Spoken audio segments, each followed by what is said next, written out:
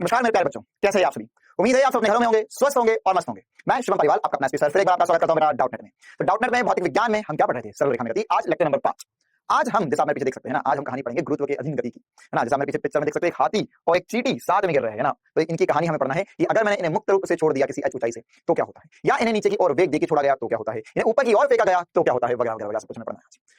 Clear बेटा, चलो तो हम शुरू करते हैं सरल रेखा में गति। आज लेक्चर नंबर 5। आज क्या पढ़ेंगे उससे पहले देखो हमने क्या पढ़ लिया। विराम गति पढ़ा, दूरी विस्थापन पढ़ा, फिर उसके बाद चाल और वेग, त्वरण की कहानी कर चुके थे। फिर हमने पिछली क्लास में गति के समीकरण पढ़े ना। तो देखो बेटा क्या चल क्या रहा है हमारे कि यार ये यहाँ पे जो गति के ये मतलब जो त्वरण है, तो त्वरण में ही हमने गति के समीकरण पढ़े, किसलिए, एक समान त्वरण के लिए। अब उसी के अंदर ही हम गुरुत्व के अधीन गति पढ़ने वाले हैं, क्योंकि यह भी सब कुछ गति के समीकरण पर ही आधारित होगी और यह भी एक समान त्वरण, एक समान त्वरण का ही एग्जाम्पल रहने वाला है। ठीक है बेटा, तो इसी के अंदर यह भी आने वाला है। इसी प्रकार से गति का आलेखीय विश्लेषण पढ़ेंगे हम और फिर आखिर में अपेक्षित गति पढ़ेंगे।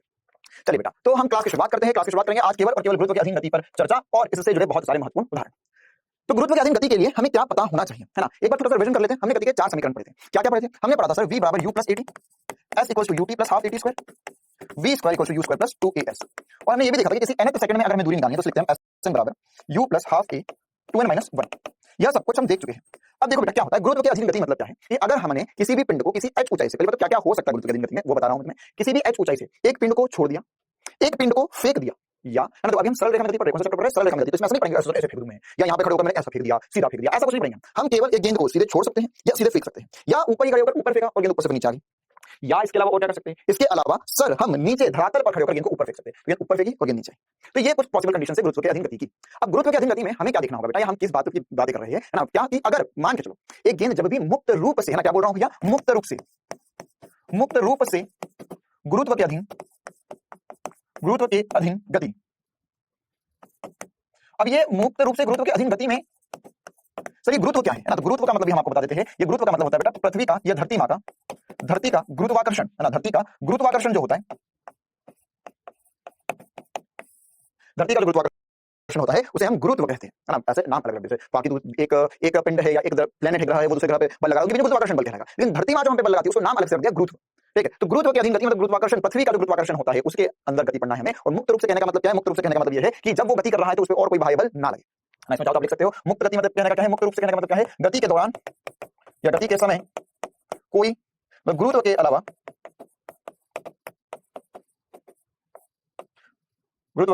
कोई और बाह्य बल ना हो। ठीक है, तो गुरुत्व के अलावा अगर और कोई बाह्य बल नहीं होगा तो हम उसको गुरुत्व के अधीन गति में पढ़ेंगे, है ना। ऐसा नहीं कि तुम गेंद को लेकर कूदे जा रहे हो, खुद भी बल लगा तुम लिफ्ट में हो, ऐसे नहीं पढ़ेंगे हम कह रहे हैं मुक्त रूप से गिर रहा है सब कुछ, छोड़ दिया अब ये जैसा गिरा। तो अगर गुरुत्व के अधीन हमें गति पढ़ना है बेटा तो उसके लिए हमें कुछ इंपॉर्टेंट सी बातें समझना पड़ेगी। तो सबसे इंपॉर्टेंट सी बात हमको जो पता होना चाहिए उसे बोलते हैं चिन्ह पटारी या साइन कन्वेंशन। तो साइन कन्वेंशन में क्या होता है, ये क्या चक्कर है ना। देखो हमें पता सब कुछ है अब कि सर हम गति का समीकरण लगा सकते हैं, मुक्त रूप से गति हो रही है। आपने हमें पहले बताया कि जो गति जब गुरुत्व के अधीन गति होती है तो त्वरण जी के बराबर हो जाती है, बता चुका हूं मैं आपको। लेकिन वो सब कुछ पढ़ने से पहले हमें छोटे से साइन कन्वेंशन की चर्चा करना होगी। क्यों? क्योंकि अभी तक हमारी गेंद सीधी जा रही थी, इधर ही जा रही थी, हमने पॉजिटिव नेगेटिव खेल लिया था। इधर पॉजिटिव खेलना आसान था, यार पॉजिटिव जा रही नेगेटिव, तो वेग इस दिशा में तो नेगेटिव पॉजिटिव में होगा, वेग इस दिशा में तो नेगेटिव में होगा। त्वरण का भी पॉजिटिव नेगेटिव हमने देखा था। ठीक है, बस आप लोग पॉजिटिव नेगेटिव देख सकते हैं। लेकिन क्या होगा बेटा कि मान के चलो यहां पर एक गेंद को ऊपर फेंका या आपने h ऊंचाई से एक गेंद को नीचे फेंका, तो इन कंडीशन में हम कहां पॉजिटिव मानेंगे कहां नेगेटिव मानेंगे। ठीक है, तो देखो बेटा वैसे पॉजिटिव नेगेटिव मानना आपके ऊपर है, आप नीचे कोई पॉजिटिव मान सकते हो, नीचे कोई नेगेटिव भी मान सकते हो, कोई दिक्कत नहीं है, कोई दिक्कत नहीं है। ठीक है, लेकिन हम अभी के लिए मैं आपको बता रहा हूं हम क्या करेंगे, जिस भी दिशा में गेंद फेंकी गई है या जहां से गेंद फेंकी जा रही है उस बिंदु को मूल बिंदु मानेंगे। आप थोड़ा सा प्रैक्टिस करेंगे, मूल बिंदु मानेंगे और उसके बाद धीरे धीरे आपको खुद समझ में आ जाएगी कि हम पॉजिटिव नेगेटिव कहीं और भी, जैसे जो सर पार से अपोजिट भी लेते तो भी आंसर हमारे आते हैं ना। वो एग्जांपल से मैं करवाऊंगा तो मैं बता दूंगा आपको। तो ये मूल बिंदु हो गया। तो अगर ये मूल बिंदु हो गया तो इसके हिसाब से नीचे वाली चीजें कैसे हो जाएंगी, नेगेटिव हो जाएंगी, और ऊपर वाली चीजें पॉजिटिव हो जाएंगी। इसी प्रकार से यहां से जो नीचे की तरफ होगा वो नेगेटिव होगा और ऊपर की तरफ जो हो जाएगा वो पॉजिटिव हो जाएगा। आसानी से मैं समझ सकता हूं। ठीक है, तो ऊपर नीचे कौन कौन है, जैसे मैं बात करूं कि ऊपर फेंकूं या नीचे फेंकूं तो जो गुरुत्वीय त्वरण है वो सदैव नीचे की तरफ रहा है ना। तो जो त्वरण होगा, त्वरण गुरुत्वीय त्वरण, अगर मैं त्वरण बनाऊं तो त्वरण कहीं पर भी इसके लिए देखो या उसके लिए देखो, त्वरण हमेशा जी होगा नीचे की तरफ। तो हम त्वरण का मान क्या लिखेंगे, त्वरण को लिखेंगे माइनस जी मीटर प्रति सेकंड स्क्वायर। ठीक है, क्यों? क्योंकि हम नीचे की तरफ। क्लियर है। इसके अलावा अगर गेंद को ऊपर फेंका तो उसका वेग पॉजिटिव, गेंद को नीचे छोड़ा तो उसका वेग नेगेटिव, नीचे फेंका तो वेग नेगेटिव हो जाएगा। ठीक है, और अगर ये गेंद नीचे आ रही है तो उसका विस्थापन भी नेगेटिव में हो रहा है, गेंद ऊपर जाए तो उसका विस्थापन पॉजिटिव में हो रहा है। ठीक है, तो यही सब कुछ हम एग्जांपल्स करेंगे तो बढ़िया तरीके से हमारे दिमाग में बातें सेट होती जाएगी। क्लियर है छोटी सी बात। चलो बेटा, ये त्वरण वाली बात हमें चमकती है बहुत बढ़िया तरीके से और साइन कन्वेंशन भी समझता है। अब एक एक करके हम एग्जांपल्स लेंगे, है ना। देखो यही दो मेन तो ये पहले पढ़ेंगे कि गेंद को ऊपर से छोड़ दिया और गेंद को ऊपर फेंका, तो ये दोनों पढ़ने के बाद में जो बचे हुए एग्जांपल्स भी हमें एकदम बढ़िया तरीके से आसानी से चमकने लग जाएंगे। तो एक एक करके सारे एग्जांपल्स हम शुरू करते हैं। देखो बेटा, है ना, तो अब उन एग्जांपल्स में बढ़े उससे पहले हम हमारी जो गति के समीकरण है उनको गुरुत्व के अधीन जो गति हो रही है उनके समीकरणों में बदल देते हैं। तो क्या लिख रहा हूं मैं यहाँ पर, गुरुत्व के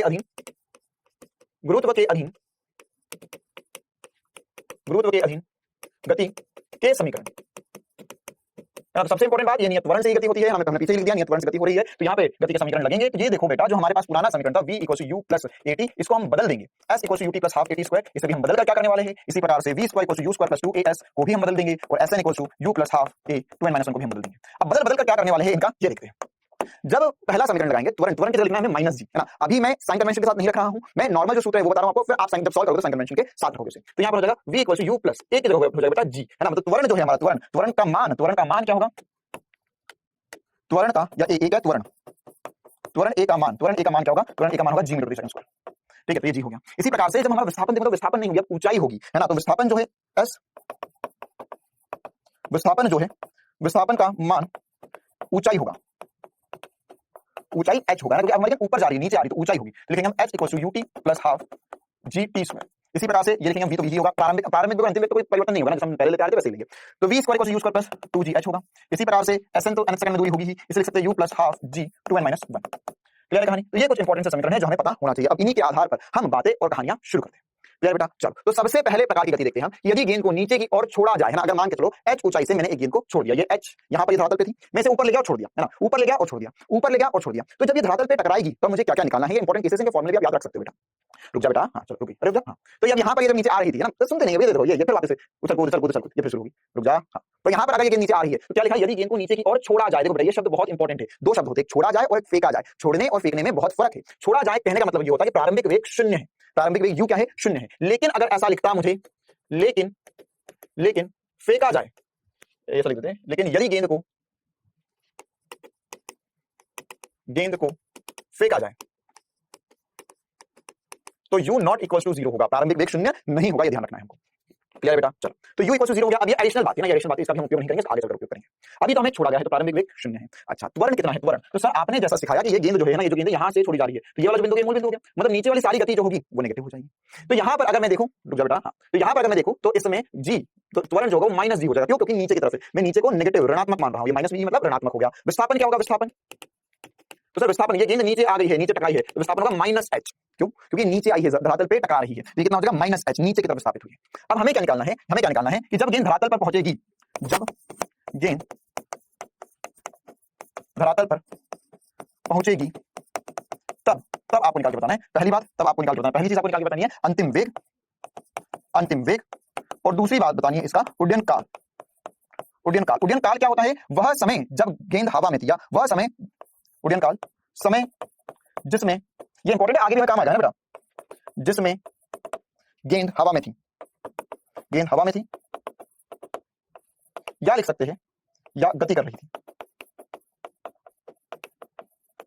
तो इसे हम क्या कहेंगे, इसे हम उड्डयन काल कहेंगे। चलो भैया, तो अब ये दोनों निकालना है, ये निकालना कोई बड़ी बात है क्या, कोई बड़ी बात नहीं भैया, कोई बड़ी बात नहीं है ना। तो समय जिसमें ज में छोटी ई की मात्रा आएगी, जिस समय, वाह भी वाह, हिंदी भी खतरनाक। हाँ चलो, तो यहाँ पर हमें वो समय और अंतिम वेग निकालना है। तो कैसे निकालेंगे, देखो भैया, आसान सी कहानी है, आसानी से हम कर सकते हैं। यहाँ पर हम सॉल्यूशन करने जा रहे हैं, जो सूत्र बनाएंगे काफी ज्यादा इंपॉर्टेंट। प्रारंभिक वेग 0 दिया हुआ है, अंतिम वेग निकालने का है। क्या तुम्हें समय दिया है अंतिम वेग निकालने के लिए, नहीं सर, अंतिम वेग निकालने के लिए समय नहीं दिया है। तो मैं लगा रहा हूं गति का तीसरा समीकरण, होता है v² = u² + 2gh होता है। अब यहाँ पर हमें पता है सर कि अंतिम वेग 0 नहीं होगा, अंतिम वेग 0 नहीं होगा, प्रारंभिक वेग 0 होगा। ये प्रारंभिक वेग 0 कर देंगे तो ये हो जाएगा 0 + 2 × g की जगह लिखेंगे -g, क्योंकि सवाल वाले ने हमें बोला है कि नीचे की तरफ जा रही है तो त्वरण नीचे की तरफ होगा। इसी प्रकार से अगर मैं बालक और बालिका h देखूंगा तो -h हो जाएगा। क्यों -h हो जाएगा, क्योंकि विस्थापन भी नीचे की तरफ हो रहा है, ये माइनस हमने अभी देखा, ये हो गया v² के बराबर, तो ये v का मान आ जाएगा यहाँ पे 2g, v² का मान आ चुका है। तो हम इसी प्रकार से लिख सकते हैं, v का मान होगा √2gh। आधी नींद में याद हो तो कोई दिक्कत वाली बात नहीं है कि अगर एक गेंद को h ऊंचाई से छोड़ा गया तो जब धरातल से टकराती है तो उसका वेग जो होता है वो √2gh होता है। इसी प्रकार से सोचो उड्डयन काल कैसे निकाल सकते हैं, काल समय निकालना, समय। तो सर समय निकालने के लिए हमारे पास पहला समीकरण है v = u + at, लेकिन फाइनल वेग कभी मैंने निकाला, लेकिन मेरा सवाल में नहीं दिया होगा फाइनल वेग, तो क्या करूंगा मैं, फाइनल सवाल में तो नहीं दिया, तो पूछा था। तो अब मैं यहाँ पे दूसरा, समय के लिए दो ही समीकरण है, तो दूसरा समीकरण लगाया, हमें पता है सर h = ut + ½ gt² होता है। यहाँ पे जो h है बेटा वो नीचे की तरफ है, तो -h बराबर प्रारंभिक वेग 0 है प्लस ½ × -g t², -g है ना, -g क्योंकि यहाँ पर g का मान जो त्वरण है वो नेगेटिव है। तो यहाँ पर क्या हो जाएगा बेटा, ये हो गया सर, ये हो गया -h बराबर -½ g t²। तो ये माइनस से माइनस को काट दिया। तो यहाँ से मैं t का मान निकालूं, इसका मान निकालूं t का, तो ये t का मान आ जाएगा, t² का मान आ जाएगा, देखो 2 उधर ले जाओ, तो 2h/g, या t का मान लिख सकता हूं मैं √2h/g, और इस t को मैं कैपिटल Tf लिखूंगा, क्योंकि देखो समय तो बीच में कोई भी लिया जा सकता है। अरे समय t तो कुछ भी हो सकता है ना, तो हमें उड्डयन काल का अलग से पता कैसा चले, है ना, ये अलग से हमारे लिए कैसे महत्वपूर्ण हो जाए, तो इसके लिए हम लिखेंगे √2h/g। क्लियर बेटा कहानी, क्या लिखेंगे √2h/g। तो ये दो बहुत इंपॉर्टेंट से फॉर्मूले जैसे कैपिटल T से हमने चिन्हित कर दिया। आगे बढ़ते हैं, ये पहली कंडीशन में डिस्कस कर ली। इसी प्रकार से अगर गेंद को ऊर्ध्वाधर ऊपर की ओर फेंका जाए, गेंद को ऊर्ध्वाधर ऊपर की ओर फेंका जाए तो क्या होगा, मतलब ये मेरे पास एक गेंद, देखो यहां से फिर से गेंद ये दिखाइए, मैंने इस गेंद को u वेग देके ऊपर फेंक दिया, तो कहाँ जाएगी, नीचे आएगी, फिर जाएगी, है ना, अरे फिर जाएगी, फिर नीचे आएगी। तो अगर मैं इसे ऊपर की तरफ यू वेग दिया है तो क्या कहानी होगी, अभी मुझे समझना है। ठीक है, तो क्या क्या कहानी हो सकती है, पहली बात तो क्या क्या पूछा जा सकता है मुझे, ये पूछा जा सकता है कि सर गेंद ऊपर जा रही है तो अधिकतम ऊंचाई कितनी जाएगी, ये मुझे अधिकतम ऊंचाई एच मैक्स निकालनी है इसकी, है ना। देखो ये अधिकतम ऊंचाई कितनी, यहाँ तक गई और वापस आ गई। ठीक है, फिर उसके अंदर जब टकराएगी तो इसका वेग क्या होगा, ये भी सोचना पड़ेगा, टकराएगी तो वहां पे जाकर रुकेगी, फिर इसका वेग कुछ ना कुछ होगा, अंतिम वेग के बारे में सोचना पड़ेगा। जब वापस धरातल से टकराएगी तब वेग कितना होगा, ये भी सोचना पड़ेगा, ये कितना समय लेगी वो भी सोचना पड़ेगा। तो पहले क्या क्या लिखा हुआ है हमें, या क्या क्या दिया है हमें देख लेते हैं। तो हमें दिया हुआ है कि गेंद को, यदि गेंद को ऊर्ध्वाधर ऊपर की ओर यू वेग से फेंका गया है, यू वेग से फेंका गया है, यू वेग से, ठीक है, बस यही देंगे और कुछ भी नहीं देंगे, बस इसी के टर्म्स में आंसर निकालना है, वो यू वेग से फेंका, दैट्स इट। जैसे उसमें एच ऊंचाई पीछे वाला तो उसमें एच ऊंचाई से सारे आंसर निकालते हैं, वैसे इसमें यू वेग से फेंका गया, सारे आंसर निकाल के बताओ कहानी है। तो यहाँ पर अगर यू वेग से फेंका गया सर तो क्या करेंगे हम यहाँ पर, तो यहाँ पर कैसे कैसे कर सकते हैं, देखो भैया जल्दी जल्दी से। तो यहाँ पर हमको निकालना क्या क्या, पहले देख लेते हैं, एच मैक्स अधिकतम ऊंचाई निकाल के बतानी है हमको, अधिकतम ऊंचाई निकालनी है पहली बात। दूसरी बात हमें निकालना है उड्डयन काल, उड्डयन काल मतलब क्या होगा, टाइम ऑफ फ्लाइट। अच्छा हाँ, उड्डयन काल मतलब क्या होता है, इसको इंग्लिश में टाइम ऑफ फ्लाइट कहते हैं यार, है ना, टी एफ से चिन्हित किया हमने। इसी प्रकार से हमें जब धरातल पर पहुंचेगी तो अंतिम वेग निकालना है। चलो तो एक एक करके सब कुछ निकालना शुरू करते हैं। सबसे पहले तो यह सोचो कि अगर इस गेंद को मैंने यू वेग से फेंका ऊपर तो बस यही दिया हुआ है मुझे, हाँ सर यही दिया हुआ है। तो प्रारंभिक वेग है ना, यहाँ पे मैं लिख देता हूँ प्रारंभिक वेग जो है वह मुझे यू दिया, प्लस में या माइनस में, प्लस में, क्योंकि ऊपर की तरफ तो यू मीटर प्रति सेकंड हो गया। तो ऊपर को मैंने मान लिया है पॉजिटिव, तो नीचे को मैं मानूंगा नेगेटिव, तो मेरा जो गुरुत्वीय त्वरण है वो फिर से जी होगा माइनस की तरफ, तो मैं लिखूंगा माइनस जी, तो त्वरण की जगह लिख रहा हूं बेटा माइनस जी मीटर प्रति सेकंड स्क्वायर।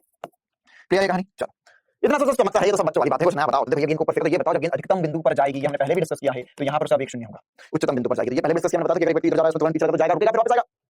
तो जब भी गेंद अधिकतम दूरी जाएगी, अधिकतम विस्थापन होगा, या मतलब जब गेंद ऊपर की तरफ जाएगी तो अधिकतम विस्थापन जब होगा तो वहां पे अंतिम वेग शून्य होगा।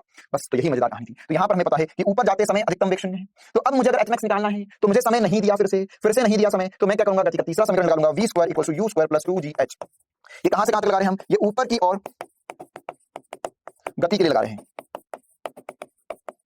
ऊपर की ओर गति के लिए समीकरण लगा रहे हैं। तो अंतिम वेग तो शून्य हो गया, बहुत बढ़िया। प्रारंभिक वेग u है तो u का स्क्वायर हो जाएगा 2। अच्छा जी कितना है, माइनस जी है सर, और h की जगह मैंने h मैक्स बोल दिया, h अधिकतम h मैक्स बोल दिया। तो यहाँ से क्या आ गया, देखो ये h मैक्स का मान निकालना है सर यहाँ से। तो ये u बदल गया तो minus U square equal to minus 2g h max, ये यहाँ से माइनस कट जाएगा बेटा। तो h मैक्स का जो मान आएगा, जो हमें आधी नींद में भी याद हो तो कोई दिक्कत वाली बात नहीं है ना, h मैक्स का जो मान हमने यहाँ से निकाला वो आ गया है u स्क्वायर बटा 2g, ये होगा h मैक्स। ये जो फॉर्मूले अभी मैं बता रहा हूं, ये जो सूत्र मैं अभी आपको बता रहा हूं, ये जब हम प्रक्षेप गति पढ़ेंगे उसमें काम आएगा, एग्जैक्टली यही उठा कर दूंगा मैं। तो बहुत इंपॉर्टेंट सी बातें चल रही है। चलो अब ये सोचो उड्डयन काल क्या होगा। तो उड्डयन काल निकालने के दो तरीके हो सकते हैं, दोनों तरीके बताता हूं। पहला तरीका ये हो सकता है कि ये देख लो कि सर गेंद को ऊपर जाने में कितना समय लगेगा, तो जितना समय गेंद को ऊपर जाने में लगेगा उतना ही समय गेंद को नीचे आने में भी लगेगा। ऑब्वियस बात है ना, ऊपर गई नीचे आई। तो अगर हमने यहाँ पर जो भी हम गुरुत्वीय गति पढ़ रहे हैं इसमें हमने वायु का घर्षण नहीं माना है ना, यहाँ पर लिख लो, अगर आपको डाउट होता है तो सवाल इस नीट में आएगा कि इसमें वायु का घर्षण हो जाए, है ना, वो जी वगैरह में आता है, उस पर चर्चा नहीं करेंगे, क्योंकि यहाँ पर क्या होगा, वायु का घर्षण, वायु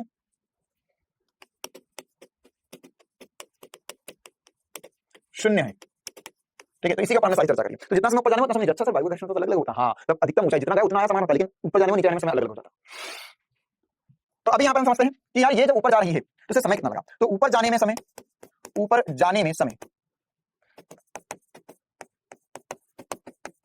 गेंद द्वारा ऊपर जाने में लिया गया समय, तो ये क्या होगा, लिया गया समय। तो सर ये समय कैसे निकाले, अंतिम वेग शून्य हो गया है, हाँ v = u + g। तो यहाँ पर अगर मैं देखूं ध्यान से तो अंतिम वेग शून्य है, प्रारंभिक वेग u है, g की जगह हमको लिखना है माइनस g और ये हो गया t। तो यहाँ से निकाले तो ये हो जाएगा सर u बटा g। देखो भैया ये इधर आएगा, ये इधर आएगा, ये इधर आएगा, तो माइनस माइनस कट जाएगा और ये हो गया t। ये ऊपर जाने का समय है। तो कुल समय या उड्डयन काल क्या लिख सकते हैं हम, कुल समय या उड्डयन काल क्या होगा, ये होगा 2t के बराबर, क्या होगा 2t के बराबर, ये हो जाएगा 2 * t, t कितना है u बटा g। तो 2u बटा g, यहाँ से मल्टीप्लाई साइन हटाकर बढ़िया से लिख रहा हूं मैं, यहाँ पर जो उड्डयन काल आया हमारा वो आया 2u बटा g। कितना आया 2u बटा g, 2t के ऊपर t जाने का t आने का 2t हो जाएगा। इसी प्रकार से अगर हम चाहते तो इसमें उड्डयन काल ऐसे भी निकाल सकते थे। कैसे निकाल सकते थे, देखो ध्यान से, उड्डयन काल ऐसे निकाल सकते थे। कैसे निकाल सकते थे, अगर मैंने बोला आपको कि गेंद ऊपर गई है, ऊपर जाकर नीचे आई है, तो यहाँ पर इसका अगर मैं पूरी देखो ध्यान समझना, ये आगे भी हमें इस प्रकार की चीज काम आएगी। यदि मैंने पूरी गति के दौरान पूछा आपसे, लिख देते एक बार, पूरी गति में कुल विस्थापन क्या होगा, कुल विस्थापन बताओ क्या होगा। तो पूरी गति में कुल विस्थापन तो शून्य है, क्योंकि गई और आ गई तो विस्थापन शून्य हो गया, क्योंकि वापस में हाथ में आई है तो शून्य हो गया। तो अगर मैं यहाँ पर SH = UT + ½ AT² GT² लगाऊं तो भी आंसर आना चाहिए। क्यों आना चाहिए, ध्यान से सुन, मैंने पहले दिन जब से गति का समीकरण बताया था, ये दूरी नहीं होता है, विस्थापन होता है। क्या होता है, ये विस्थापन होता है। तो यहाँ पर ये जो विस्थापन है इसको हमने कर दिया शून्य, प्रारंभिक वेग है u हाफ, g की तरफ रखेंगे माइनस g, क्योंकि नीचे की तरफ है t का स्क्वायर। तो देखो भैया इसे अगर हम देखें और समझे तो यहाँ से लिख सकते हैं 0 बराबर, इस पूरे में से t कॉमन ले लो, ये हो जाएगा u - g/2 * t। देखो चलिए क्या पढ़ा रहे हो, मैं तुम्हें बहुत डेप्थ वाली बात समझा रहा हूं। यहां से इस द्विघात समीकरण को अगर हम हल करें तो दो मान आ रहे हैं हमारे t के। क्या क्या आ रहा है, t बराबर 0 या u - g/2 * t बराबर 0 होगा। दो मान है, एक तो t बराबर 0 तो है ही, ये t बराबर 0 है ही, और ये u - g/2 * t भी है, ये भी 0 है। तो यहाँ पर ये हो जाएगा, इसे इधर ले जाए तो हो जाएगा u = g/2 * t, या लिख देंगे 2u/t। ये t जो है ये टाइम ऑफ फ्लाइट है और ये t क्या है, देखो 2u = g/2 * t। 2u = g/2 * t = 0 है, 2u = g/2 * t = 0 है। तो यहाँ पर ये हो जाएगा इसे इधर ले जाए तो हो जाएगा u = g/2 * t, या लिख देंगे 2u/t। ये समीकरण क्या चीख चीख के कह रहा है? ये कह रहा है भैया कि पूरी गति के दौरान दो बार, कितनी बार? दो बार ऐसा हुआ है, पूरी गति के दौरान दो बार ऐसा हुआ है, जब पूरी गति के दौरान दो बार ऐसा हुआ है जब यहाँ पर विस्थापन शून्य हुआ है। विस्थापन क्या हुआ है? शून्य हुआ है। पर टी बराबर 0 विस्थापन शून्य था, हाथ में यहीं पर थी। फिर 2v/g वापस यहाँ पर आ गई, फिर से विस्थापन शून्य हुआ है। आया मजा, हो गई मौज। चलो देखो, इसी प्रकार से हम एक दो और इंपॉर्टेंट बातें करते हैं इसमें, है ना। यहाँ पर हमें ये निकालना है कि गेंद धरातल पर वापस टकराएगी तो वेग क्या हो जाएगा? धरातल पर वापस टकराएगी तो वेग क्या हो जाएगा? तो सर ये u वेग से गई, वेग कम हुआ, अधिकतम तक पहुंची, वेग शून्य हो गया। ठीक है, फिर नीचे आई, तो यहाँ पर जितना त्वरण हुआ है उतना ही मंदन होगा, जितना त्वरण हुआ है उतना ही, जितना मंदन हुआ उतना ही त्वरण होगा। तो जितना वेग खोया है उतनी दूरी चल उतना ही वेग पाएगी। तो यहाँ पर वेग फिर से u हो जाएगा, लेकिन नीचे की तरफ हो जाएगा। या अगर u वेग से गेंद को फेंका, घर्षण नहीं है तो u वेग से गेंद को फेंका तो वापस से हाथ में u वेग से ही आएगी। आई बात समझ में? बहुत इंपॉर्टेंट सी बात है। कैसे करते आपने ये देख ले, फिर से ये ऊपर गई है, जिसने u वेग खोया है, जितनी दूरी में खोएगा उतनी दूरी में पाएगा, जितना मंदन है उतना ही त्वरण है, क्योंकि g नीचे की तरफ है। ये कुछ इंपॉर्टेंट सी कहानी थी। अब इसी पर आगे बढ़ते हैं और भी इंपॉर्टेंट चर्चाएं करते हैं सवाल के रूप में। ठीक है, सबसे पहला बेसिक सवाल हम ले रहे हैं यहाँ पर कि अगर मैं यहाँ पे बिल्कुल बेसिक सवाल है कि एक वस्तु को पृथ्वी की सतह से h ऊंचाई से स्वतंत्रता रूप से छोड़ा जाए तो क्या होगा। ठीक है, ये जो है, यह जो कंक्लूजन हम लिखने वाले हैं या जो हम हल करने वाले हैं, यह नियत त्वरण से गतिशील वस्तु के लिए भी है। ये किसके लिए लगा सकते हैं? जो हम आंसर निकालने वाले हैं, नियत त्वरण से गतिशील वस्तु जो विराम से गति प्रारंभ कर रही है, विराम से गति प्रारंभ कर रही है, उसके लिए भी जो अभी हम निकालने वाले हैं, जो सारी बातें लिखने वाले हैं, पहले सेकंड, दूसरे सेकंड तथा तीसरे सेकंड में आदि में तय की गई दूरी का अनुपात ज्ञात कीजिए। साथ ही प्रथम, द्वितीय, तृतीय सेकंड में तय की गई दूरी भी ज्ञात कीजिए। तो ये जो दो आंसर निकालने वाले हम, ये दो आंसर हर जगह लगेंगे भैया। हर जगह कहने का मतलब क्या है? दोनों जगहों पर, है ना। यहाँ पर ये जो नियत त्वरण से गतिशील वस्तु है उसमें भी लगेंगे और गुरुत्व के अधीन के भी लगेंगे। तो दोनों बात बराबर। यहाँ वही मैं तुझसे पहले से बोल रहा हूँ, दोनों बात बराबर। क्या सोच रहा है इतना कि अगर एक गेंद सीधा सीधा सीधा चल रही है तो भी वही बात है ना, रुक कर चल रही है तो भी वही बात है, मतलब गुरुत्व के अधीन गति कर रही है तो भी वही बात है। चलो, तो पहले हम निकालते हैं इसमें, मतलब हमें तो पता चल गया प्रारंभिक वेग शून्य है ना। ये क्या सवाल है भैया? यहाँ पर एक गेंद को छोड़ा, एक गेंद को h ऊंचाई से छोड़ा, तो h ऊंचाई से छोड़ा अगर गेंद को, तो देखो पहले सेकंड में क्या होगा? पहले सेकंड में थोड़ा गिरेगी, फिर सेकंड में और गिरेगी, फिर और गिरेगी, और तो ये बात तुम्हें फील आना चाहिए कि हर सेकंड में उसके द्वारा तय की गई दूरी बढ़ती जाएगी। जब भी वस्तु, चाहो तो कॉपी में लिख ले ये स्टेटमेंट, जब भी वस्तु नियत त्वरण से गति करेगी तो हर सेकंड में तय की गई दूरी बढ़ती जाएगी, बढ़ती जाएगी, बढ़ती जाएगी। ऐसे पहले सेकंड में मान के नियत त्वरण से गति करेगी तो पहले सेकंड में कुछ दूरी होगी, है ना, दूसरे सेकंड में और ज्यादा होगी, तीसरे सेकंड में और ज्यादा होगी, चौथे में और ज्यादा होगी, पांचवें में और ज्यादा होगी। क्यों? क्योंकि इसका वेग समय के साथ बढ़ता जा रहा है, वेग समय के साथ बढ़ता जा रहा है। एक सेकंड में 10 मीटर प्रति सेकंड से वेग बढ़ेगा, क्योंकि त्वरण कितना है? 10 मीटर प्रति सेकंड नीचे की तरफ है। तो एक सेकंड बाद वेग 10 मीटर प्रति सेकंड, अगले में 20, अगले में 30, अगले में 40, अगले में 50, 60, 70। तो हर सेकंड में एक पहले 10 मीटर, फिर और ज्यादा, फिर और ज्यादा, फिर और ज्यादा, फिर और ज्यादा, पहले में 5 मीटर, वैसे दूरियां बढ़ती जाएंगी। तो हम निकालते हैं पहले सेकंड, पहले 2 सेकंड में तय की गई दूरी, है ना। तो पहले ए वाला पार्ट करते हैं। तो अगर मैं लिखूं पहले 1 सेकंड में तय की गई दूरी, पहले 1 सेकंड में तय दूरी, तो कैसे निकालेंगे? सर गेंद को छोड़ा गया तो प्रारंभिक वेग शून्य हो चुका है, नीचे की तरफ होगा जी, कोई लोड वाली बात नहीं है। देखो अब मैं तुम्हें एक और नई चीज सिखाता हूं, है ना। अभी हमने पीछे सॉल्व किया, बच्चों जैसा सॉल्व किया, जैसा हमारा पहली बार था। अब हम दूसरी तीसरी बार पे आ चुके हैं। तो देखना, ध्यान से सुनना मेरी बात को, दिल पे पत्थर रख कर बता रहा हूं, कंफ्यूज मत हो जाना प्लीज, आई रिक्वेस्ट यू। समझ में आए तो कमेंट में वाह कर सकते हो। नीचे की तरफ जब गेंद आ रही है तो त्वरण भी नीचे है, विस्थापन भी नीचे है। नीचे की तरफ जब गेंद आ रही है तो त्वरण भी नीचे है, विस्थापन भी नीचे है। तो जब भी मैं ये समीकरण लगाऊंगा h = ½ g/t², लगा के बता रहा हूं तुम्हें, तो g भी नेगेटिव होगा, h नेगेटिव होगा, तो हमेशा ये नेगेटिव से नेगेटिव तो कट ही जाएगा, चाहे जो हो जाए इस दुनिया में। बोल हाँ या ना? चाहे जो हो जाए दुनिया में, एक्सेस तो कटेगा कटेगा। तो मैं ये लिख सकता हूं कि पहले 1 सेकंड में तय की दूरी के लिए सीधे मैं मान लूं कि नीचे की तरफ अब मैं पॉजिटिव ले लूं। देखो हो गए, उड़ गए तोते। क्या बोल रहा हूं मैं? नीचे की तरफ पॉजिटिव मैं कर सकता हूं, ऐसा किसी भी एक दिशा को नेगेटिव, किसी भी दिशा को पॉजिटिव मान सकता हूं। मैं नीचे पॉजिटिव क्यों मान रहा हूं? ताकि बार-बार देख दोनों ही नेगेटिव आएंगे यार, तो दोनों हमेशा कट ही रहे, तो नीचे का पॉजिटिव ही मान ले, बात बराबर ही है ना। बस एक बार जो मान ले उसी के साथ पूरा सवाल हल करना, बीच में बदल मत जाना, है ना। एक बार जो वादा कर दिया तो करके निभाना, है ना, उसे पूरा करके बताना, बीच में साथ छोड़कर ना भाग जाना। तो ये नीचे की तरफ है h, g नीचे की तरफ है, नीचे की तरफ पॉजिटिव ले, आंसर आएगा हमेशा। तो यहाँ पर हम क्या लिख सकते हैं? पहले 1 सेकंड में तय दूरी, तो क्या लिखेंगे भैया? पहले 1 सेकंड में तय दूरी को क्या लिख सकते हैं? इसे लिख सकते हैं सर s1 लिख देता हूं, दूरी है इसलिए s से लिखा s1, या इसे हम h1 भी लिख सकते हैं।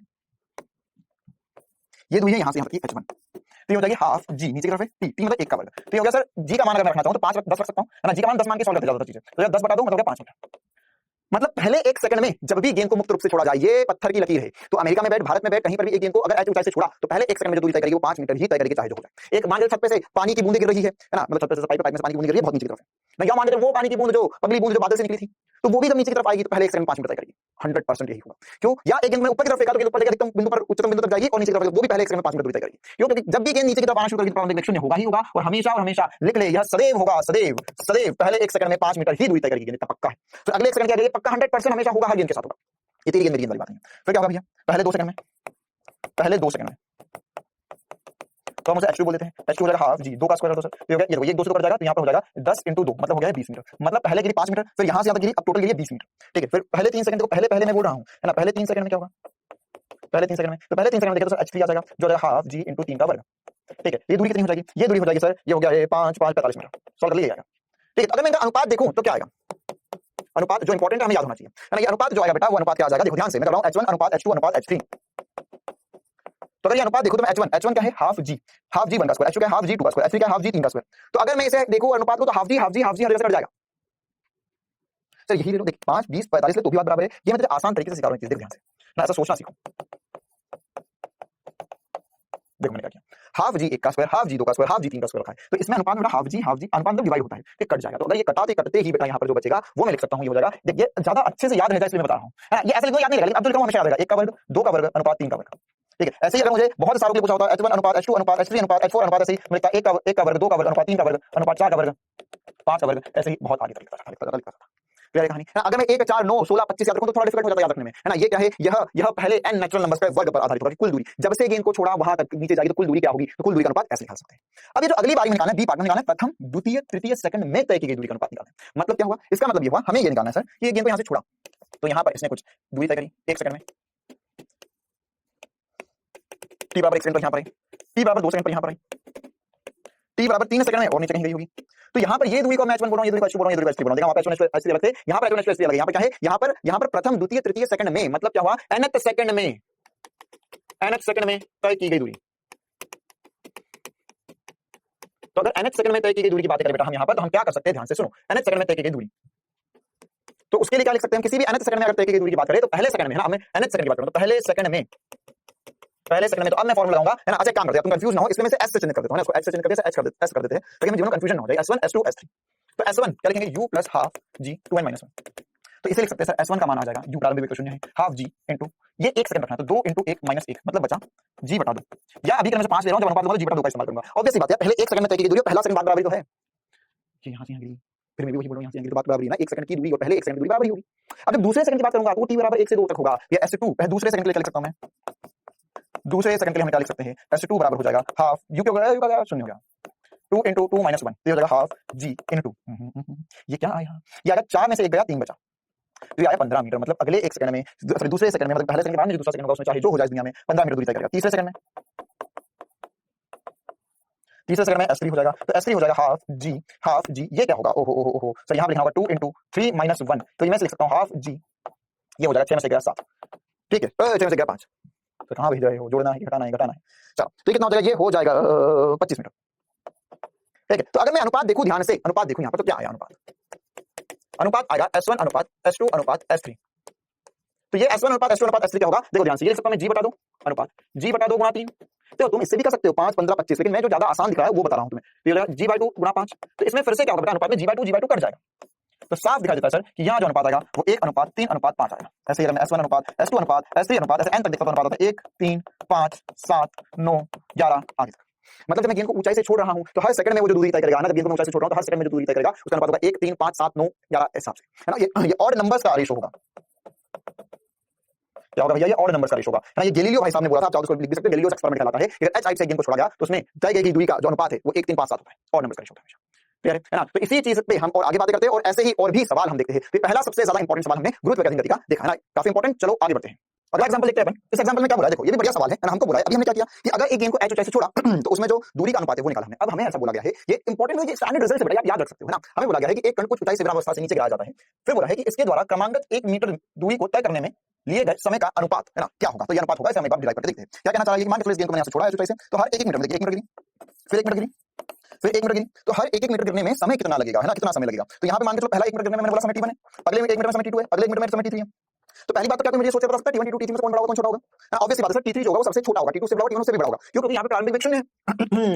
प्रारंभिक वेग शून्य है, तो प्रारंभिक वेग शून्य होता है तो वहां पर जैसे जैसे गेंद नीचे की तरफ जाती है प्रारंभिक वेग शून्य होता है, जैसे जैसे गेंद नीचे की तरफ जाती है तो उसका वेग समय के साथ बढ़ता जाता है। तो उसका वेग अगर समय के साथ बढ़ता जाएगा तो उसे उतनी ही 1 मीटर दूरी तय करने में कम समय लगेगा। समझ पा रहे हैं भावना को, है ना। अब तेज चले, जल्दी जल्दी चलेंगे तो 1 मीटर तय करने में कम समय लगता जाएगा। तो एक बात तो पक्की है सर, यहाँ पे जो t3 होगा वो सबसे छोटा होगा, t2 से बड़ा होगा, t1 से बड़ा होगा, ऐसे t4 भी तो वो और कम समय आता।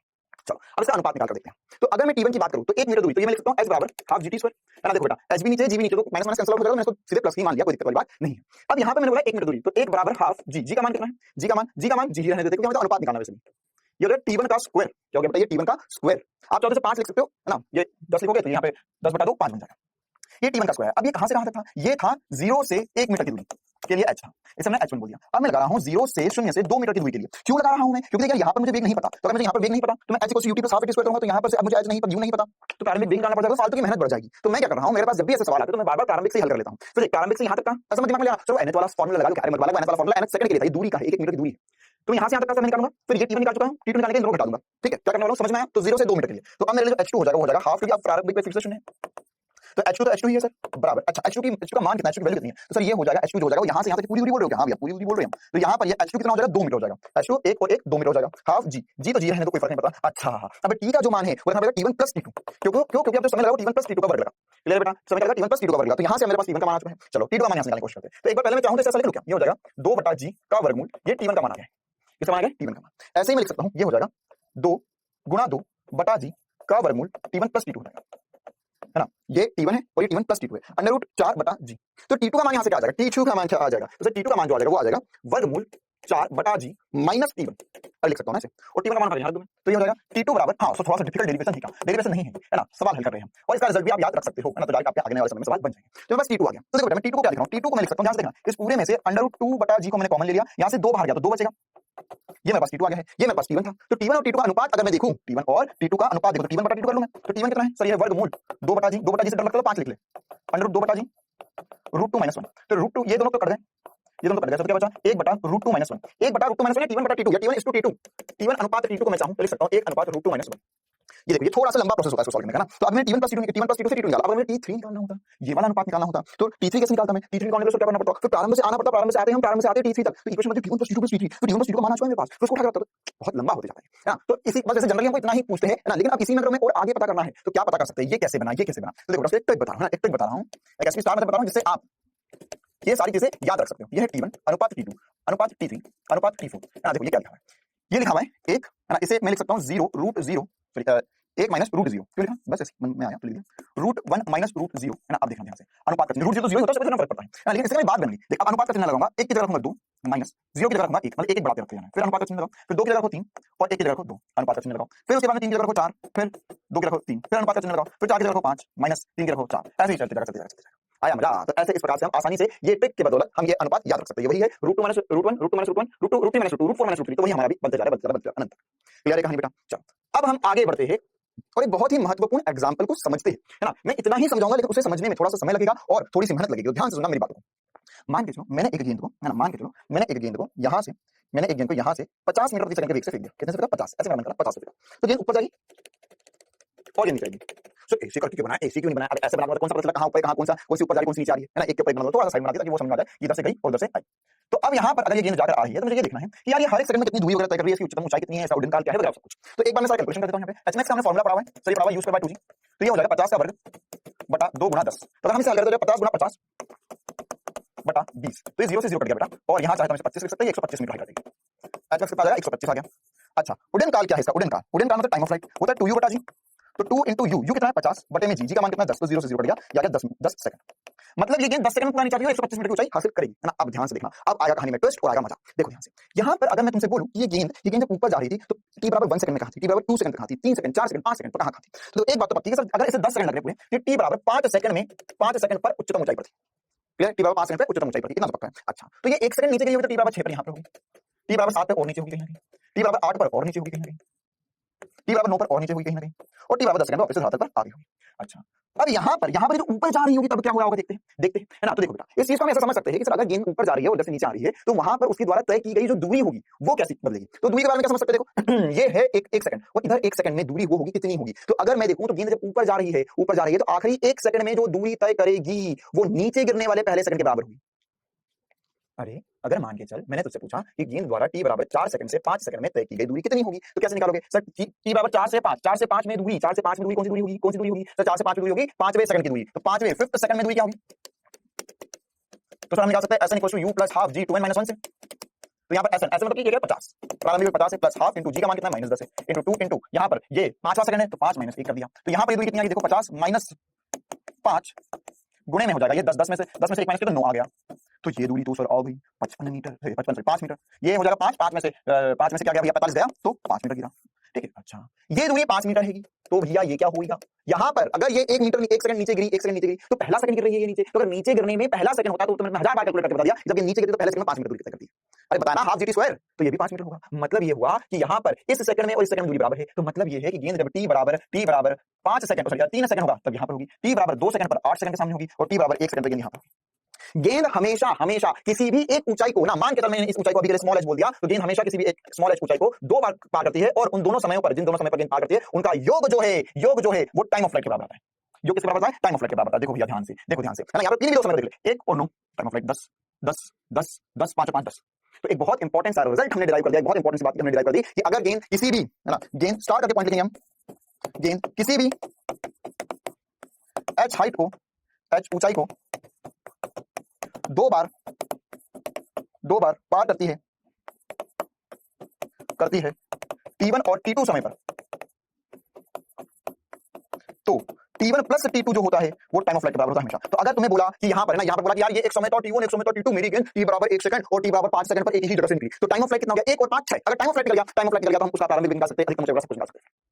आया मजा, ठीक है। और वैसे ही ये दूरी देखो ध्यान से, यहाँ पर अगर मैं बोलूं तुमसे तो पहले सेकंड में और 10वें सेकंड में दूरी बराबर है।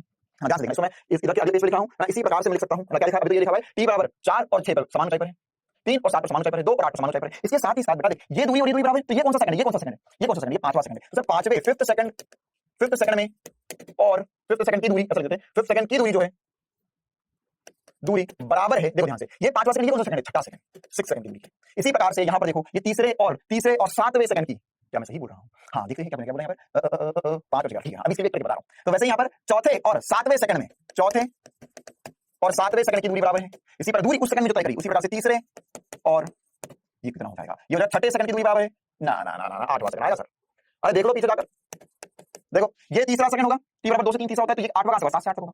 इसी प्रकार से दूसरे और 90 सेकंड की दूरी बराबर होगी, और इसी प्रकार से पहले सेकंड की दूरी और 10वें सेकंड की दूरी बराबर होगी। इनमें किन्हीं का भी दो का योग कर हमेशा 11 है। डिंग डिंग डिंग डिंग डिंग डिंग, यार टाइम ऑफ फ्लाइट +1। तो अगर तुम्हें बोला है कि 5वें और 6वें सेकंड में दूरी बराबर है, मतलब कि तुमसे चाहता है कि टाइम ऑफ फ्लाइट को तुम 5 और 6, 5 और 6 मतलब 11 मतलब 10 ले लो। तो इस प्रकार से हम छोटी-छोटी ट्रिक से इन सवालों को बहुत आसानी से हल कर सकते हैं, ठीक है। और मजा देखना है तुझे, देख और मजा दिखाता हूं, और मजा दिखाता हूं, देख। अरे इसमें तो मैं रात भर बात कर लूं, देख यहाँ पर अभी 5 मीटर है ना, अब अगला जो है मेरे को कैलकुलेट नहीं करने का है, ये 15 मीटर है। अब बैठकर सोच, ये 25 मीटर है, अब बैठकर सोच, ये 35 मीटर है, और बैठकर सोच, ये 45 मीटर है।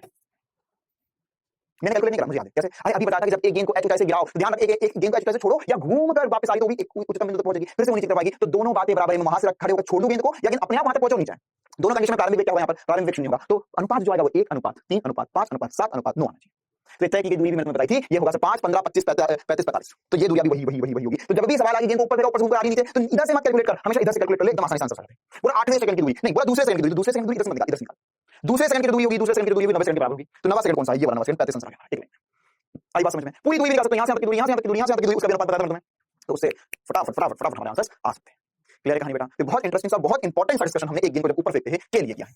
चलो आगे बढ़ते हैं, इसी पर कुछ सवाल करवा देता हूं मैं आपको ना। जैसे ये बढ़िया सा सवाल कहना चाहता है किसी वस्तु को किस चाल से ऊपर की ओर फेंका जाए ताकि 5वें और 6ठे सेकंड में तय की गई दूरी समान हो। जानबूझ के सवाल लेकर आया हूं, है ना, ध्यान सुनना। क्या बोला, 5वें और 6ठे सेकंड में दूरी, तो मतलब 5th सेकंड से ये तो भी करा, देख ले 5th एंड 6th सेकंड दूरी इक्वल, दूरी बराबर। हां भैया थोड़ा अंग्रेजी हिंदी मिक्स में चलता है हमारा, है ना, निकल जाती है अंग्रेजी, रोक नहीं पाता हूं मैं, क्या करूं। तो बराबर है, तो मेरे को पता है कि भैया जो टाइम ऑफ फ्लाइट आया, मतलब टाइम ऑफ फ्लाइट +1 11 होना चाहिए। और मैंने तुम्हें सिखाया, ये अभी सिखाया कि 5वां और 6ठा, वाह दे वाह, उस वाह तो टाइम ऑफ फ्लाइट से ज्यादा होता है। और बोले कि एक ही ऊंचाई पर थी, 5 और 6 सेकंड पे एक ही ऊंचाई पर थी, मतलब उन दोनों का टाइम ऑफ फ्लाइट बराबर। ध्यान से देखना, 5वां सेकंड बोला है, तो यहाँ पर अब इसको ऐसे कॉमन सेंस से समझ सकते हैं कि सर अगर गेंद का क्रमांगत सेकंड की दूरी बराबर, क्रमांगत सेकंड मतलब कि ये 5वां सेकंड है और ये 6ठा सेकंड है, कोई कॉमन सेंस की बात है। क्रमांगत सेकंड में बहुत ध्यान सुना, क्रमांगत सेकंड की दूरी तभी बराबर हो सकती है जब उस एक सेकंड में वो ऊपर चढ़ रहा हो, एक सेकंड नीचे गिर रहा हो। क्रमांगत की दूरी, क्रमांगत की दूरी समझ लो, 5 और 6, 2 और 3, 4 और 5 की दूरी बराबर, तभी बराबर हो सकती है ना, वरना तो ये t बराबर 5 सेकंड है, मतलब टाइम ऑफ फ्लाइट 10 सेकंड है। यहां से निकल गया टाइम ऑफ फ्लाइट 10 सेकंड है, ठीक है। और क्या निकालना है, तो छोड़िए सवाल, क्या बोला है, फेंकी जाती है तो समान किस चाल से, चल तो टाइम ऑफ फ्लाइट होता है 2u बटा g। तो यहाँ पर टाइम ऑफ फ्लाइट होता है 10 बटा 2 × u बटा 10, तो ये सब कट गया, तो u का मान आ गया 50, u का मान कितना गया 50। ओहो, तो 50 तो ऑप्शन में ही नहीं है, तो मेरा तो गलत हो गया। उसने कहा नहीं है, लेकिन जी का मान 9.8 स्क्वायर। सर कैसे, ऑप्शन देख, ये जो 49 98 ये ऑप्शन से, मतलब कि ये चाहता है कि हम 9.8 ले, एक बार 9.8 रख के आंसर मैच कर देते हैं, वही आंसर आएगा। और वैसे 10 लेगा तो 50 आएगा, 9.8 लेगा तो कम आंसर आएगा ना। देख यहाँ पर क्या होगा 5 बराबर, सर हमें कैसे पता चलेगा, ऑप्शन देख के बताया ना मैंने कि क्या पता चल रहा है, ऑप्शन देख के मैंने बताया तुम्हें क्या हो रहा है। तो ऐसे ही हम ऑप्शन पता कर सकते हैं, 99% सवाल में लिख देता है ना, बड़े आदमी होते हो। तो 5 × 9.8 बराबर u, ठीक है। तो u का मान देखो, तो यहाँ से 49 लिख सकते हैं, कर लो गुणा, 1 करोड़ रुपए की शर्त है, यही आएगा। मेरा पेटीएम नंबर लिख देता हूं, जमा करवा देना। चलो एक और बड़ा सवाल, यहाँ पे बोला कि समान आकार की दो गेंदें जिनमें से एक गेंद का घनत्व दूसरी गेंद के घनत्व से अधिक है, समान ऊंचाई से गिराई जाती है, तो इनमें से कौन सी पृथ्वी तल पर पहले पहुंचेगी, वायु घर्षण को, प्रतिरोध को, नगण्य मानना है। अरे दोनों साथ में, तो हमारा तो एक गेंद को और एक अगर हमने फेदर को, पंख को ऊपर से फेंका है ना, तो दोनों तो समान, तो ये पंख से लहराते नीचे आएगा, नीचे जाएगी, पेपर को छोड़ दो, गेंद को, अरे वो वायु घर्षण है, वायु का बल लगता है ना, उस पर उत्प्लावक बल लगता है, इस वजह से नीचे नहीं आ पा रहा एकदम सटीकता से, मतलब गेंद के साथ नहीं आ पा। लेकिन अगर हमने निर्वात में वायु घर्षण को नगण्य मानो या निर्वात मानो, निर्वात मतलब क्या होता है, वैक्यूम, वैक्यूम मतलब क्या होता है, मतलब वहां कुछ भी नहीं है, हवा कुछ भी नहीं है। तो अगर वहां से मैंने इन दोनों को छोड़ा, यहाँ पर अगर मैंने एक फेदर ले लिया, फेदर मतलब पंख, और एक हाथी ले लिया, एलिफेंट, तो दोनों साथ में ही गिरेंगे ना, दोनों में गिरा धक्का मारा तो दोनों साथ में ही गिरेंगे, साथ में नीचे आएंगे। ठीक है, क्यों? क्योंकि यार जो नीचे आने का समय है ना, वो अंडर रूट 2h बटा जी है, इसमें 2h बटा जी है, इसमें कहीं पर भी द्रव्यमान की कोई चर्चा नहीं करी हमने अभी तक, तो द्रव्यमान पर निर्भर नहीं करता। याद रख लो भैया, टाइम ऑफ फ्लाइट द्रव्यमान पर निर्भर नहीं करता, द्रव्यमान के स्वतंत्र है। चलो भैया आगे बढ़ते हैं और अभी क्विज के 2 सवालों के साथ। हाँ जल्दी से जवाब दो भैया। क्विज के 2 सवालों में पहला सवाल आपके सामने। एक गेंद को ऊपर की ओर 100 मीटर प्रति सेकंड के वेग से फेंका जाता है, कितने समय पश्चात धरती पर पहुंचेगी? बहुत आसान सवाल है, गलत मत कर देना। आगे आंसर। चलो टाइम। एक गेंद को ऊपर की ओर 100 मीटर प्रति सेकंड से फेंका गया, सही ऊपर फेंक दिया 100 मीटर प्रति सेकंड से, फिर क्या बोल दिया है? अरे डायग्राम बनाने की जरूरत भी नहीं है, कितने समय पश्चात, ऐसे आसान सा सवाल। तो मतलब क्या हो गया है, टाइम ऑफ फ्लाइट निकालने का तुमको u बटा g होता है, तो 2 * 100 बटा 10, कुछ नहीं बोला लेकिन आंसर देख बढ़िया है। तो क्या 50 सेकंड। ओह भैया 50 सेकंड, 100 मीटर प्रति सेकंड से फेंका है, कितने समय पश्चात धरती पर पहुंचेगी? तो ये हो जाएगा, अरे भैया कैसा गणित है सर, ये कहां से आते हैं ऐसे लोग। चलो ये हो गया 20 सेकंड। अरे भैया 50 ऐसे ही पता नहीं निकल गया, चलो उन्हें डिवाइड कर लेते हैं। हाँ आखिरी सवाल बोला है, यदि गेंद को ऊर्ध्वाधर दिशा में ऊपर की ओर u चाल से फेंका जाता है तो ऊपर जाते हुए अंतिम 30 सेकंडों में चली गई दूरी क्या होगी? अंतिम 30 सेकंडों में चली गई दूरी क्या होगी? अंतिम आखिरी 30 सेकंड में ना। चलो टाइम। यहाँ पर गेंद को ऊपर फेंका, अंतिम 30 सेकंड, ये वाले 30 सेकंड मान नीचे से नहीं बोल रहा, अगर ये वाले फॉर्मूला लगा तो नीचे से पता होना चाहिए है ना, प्रारंभिक में तो नीचे से समय नहीं ऊपर से समय गिनने का बोल दिया उसने। देखिए यही वो चाहता है कि तुम इतना चालाक बनो है ना, क्यों? क्योंकि अंतिम 30 सेकंड में ऊपर के 30 सेकंड में तय की दूरी नीचे गिरने के 30 सेकंड की दूरी के बराबर होती है। ऊपर के 30 सेकंड की दूरी नीचे के 30 सेकंड के बराबर होगी, तो यहाँ पर अंतिम 30 सेकंड जो होंगे वो पहले 30 सेकंड इधर की तरफ से हो जाएंगे और इधर के आखिरी तो इधर पहले होंगे ना, तो यहाँ पर प्रारंभिक वेग क्या होता है, यहाँ पर वेग तो शून्य होता है, तो सर हम ये 30 सेकंड गिराना है इसे, तो h बराबर हाफ g t स्क्वायर लिख देंगे आंसर। ठीक है, ut से ut minus half g t square. अरे बेटा वो तो नीचे से 30 सेकंड होते हैं ना, प्रारंभिक 30 सेकंड, तो क्या बोल रहा है अंतिम 30 सेकंडों में चलेगी दूरी। क्लियर बेटा? चलो तो एक और बढ़िया जबरदस्त सवाल, h पता 2h ऊंचाइयों से 2 गेंदें छोड़ी जाती है, तो इन गेंदों पृथ्वी तक पहुंचने में लगे समय का अनुपात। जल्दी से एक सवाल थोड़ा सा इसका जवाब दे दो। हाँ ये आखिरी पक्का, थोड़ा मजे लेते रहते, आखिरी बल्कि कर दिया।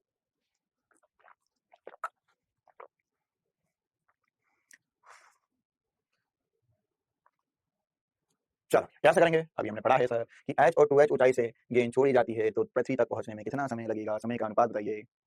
सर h ऊंचाई से छोड़ूं है ना, तो यहाँ पर जो पृथ्वी में पहुंचने का समय लगेगा वो लगेगा हाफ gt का स्क्वायर, t1 का स्क्वायर। 2h ऊंचाई से छोड़ूं तो यहाँ पर समय लगेगा हाफ g 2t का स्क्वायर, तो t1 का मान क्या आएगा बोलो रे, ये हो जाएगा 2h बटा g का वर्गमूल, ये t1 का मान आएगा, t2 का मान क्या आएगा रे, उसे मल्टीप्लाई करो, ये अंडर रूट 2 * 2 h बटा g * t2 आएगा रे। अब क्या पूछा है ना, पहुंचने में लगने वाला समय का अनुपात, तो h और 2h अनुपात ले लो, तो यहाँ से कर लेता हूँ, तो फिर से पिछली बार जैसा कहा था, तो अंडर रूट 2h बटा g को कॉमन रख दूं, फिर अंडर रूट 2 कर दूं, ये t2 आ गया रे, t1 बटा t2 कर ले, तो t1 बटा t2 जैसे करेंगे तो अंडर रूट 2h बटा g बटे में अंडर रूट 2h बटा g बटे में रूट 2, तो ये दोनों कट गया रे, ये हो गया 1 बटा रूट 2, यहाँ पे t1 अनुपात t2 हो गया 1 बटा रूट 2। हाँ पक्का ये आखिरी सवाल था, ये आखिरी, ये लास्ट का भी लास्ट सवाल था। ठीक है चलो, तो अब आज हमने गुरुत्वाकर्षण गति काफी सारा पढ़ लिया है, कल की क्लास में भी इस पे थोड़ा बहुत सवाल करवा दूंगा, क्या क्या इंपॉर्टेंट बातें बताइए एक बार रिवाइज करवा देता हूं। अगर गेंद को h से छोड़ा जाता है, यहाँ पर h से छोड़ा जाता है, इसमें जब गेंद धरातल पर टकराएगी तो u का मान अभी जिससे टकराएगी वो अंडर 2h बटा सॉरी अंडर 2gh, या प्रारंभिक वेग शून्य होगा, जितना समय लेगी वो समय का मान क्या था, समय का मान कितना सर, वो हो यहाँ पर समय आ रहा है अंडर 2h बटा g आया था। इसी प्रकार से अगर गेंद को हमने धरातल से ऊपर की तरफ से ऊपर जाके ऊपर वापस नीचे आ जाएगी, तो यहाँ पे जो सूत्र लिखना है हमें, वो सूत्र क्या लिखेंगे, टाइम ऑफ फ्लाइट का सूत्र होता है सर 2u बटा g होता है, और इसी प्रकार से अगर मुझे पता करना है कि यहाँ पर अधिकतम ऊंचाई कितनी होगी, तो h max हो जाएगा u स्क्वायर बटा 2g, कितना हो जाएगा h max हो जाएगा u स्क्वायर बटा 2g। तो ये कुछ इंपॉर्टेंट सी छोटी-छोटी सी बातें जो हमें पता होना चाहिए ना। इसके अलावा हमने ये भी समझा था सर कि अगर एक गेंद को आपने ऊपर की तरफ फेंका तो यहाँ पर अगर वो समान ऊंचाई पर कोई भी ऊंचाई हो सकती है ना, उस पर ये t1 समय और t2 समय में है, तो यहाँ पर t1 + t2 जो होता है वो टाइम ऑफ फ्लाइट के बराबर होता है। ये कोई इंपॉर्टेंट सा रिजल्ट। ठीक है बेटा चलो, तो आज की क्लास के लिए इतना ही रखते हैं, हर बार की तरह होमवर्क आपको ऐप में ही मिल जाएगा। कल की क्लास में मिलेंगे जिसमें हम आलेखीय विश्लेषण पर चर्चा करेंगे थोड़ी बहुत, और उसके अलावा गुरुत्व की अधीन गति पर थोड़े एग्जांपल, तो स्टार्टिंग के 20-25 मिनट गुरुत्व की अधीन पे एग्जांपल करेंगे, फिर आलेखीय विश्लेषण पढ़ना शुरू करेंगे। बड़ा इतना रिवाइज करना, मैं अगली क्लास में, तब तक के लिए बेटा से पढ़ते रहो, स्वस्थ रहो, मस्त रहो। Thank you.